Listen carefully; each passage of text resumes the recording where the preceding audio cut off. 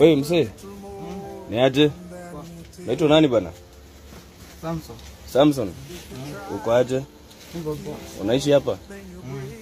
Wewe Samson ni wa kutoka wapi? Niko Tala. Tala. Samson unakaa kijana uko soba. Ni saa ngapi kwa hiyo saa yako? Saa hizi na saa. Sinaona umevaa kitu kwa mkono. Niharibika. Wewe ni Samson kutoka wapi? Niko Tala. Tala wapi? Kikambwani. Kikambwani. Na sasa hapa Kahawa ndani umekujaje? Umeishi hapa kwa muda gani? Huko nilikuja leo hii siku hii mwezi wa 2024. Hapana, tuko 2025. Sasa nilikuja 2025 kisha. Umekaa huko mwaka mzima? Haya bana.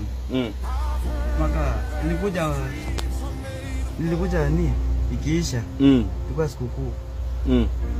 Sasa unafanya kazi wapi? Nafanyanga ya mabox. Hizi ni box umelalia? Haya tudogo. Hebu nizione. Unauzanga wapi? Kwa scrap. Kwa scrap. Uko na ID?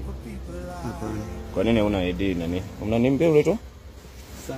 Samson. Samson. Mbona huna ID my brother? Sawa, kaa hapo kidogo acha niangalia wengine. Uko na simu dadi? Hapana. Una namba ya simu? Na wazazi wanajua uko huko? Sina dadi na mama. Hauna? Dadi na mama. Nini ili happen? Baba. Mama. Hadi mimi kuzaliwa kwangu na kulewa. Nilewa na shosho. Uko Tara?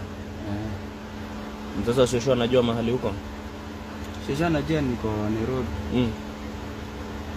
Kwa sababu hadi saa hii naweza kuwa niko nyumbani. Lakini nilifukuzwa. Na kufukuza mimi. Kwa sababu brother yangu alifukuzwa na akaenda Mombasa. Mliachwa mkitoshana aje na mzazi wako? Mimi nilikuwa mdogo. Mdogo wa miaka ngapi?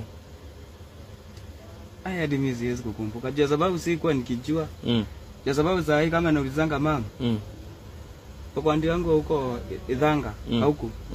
Kamuuliza mama yangu ako wapi?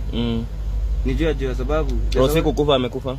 Nilikuwa nikimuuliza nijue kama ni ukweli, kama ni ukweli shosho ananiambianga, kama ni uongo. Alikwambia aje? Sasa mimi kukaa nikamuuliza hivyo, akaniambia acha niingie kwa nyumba nikuoneshe picha ya mama yako.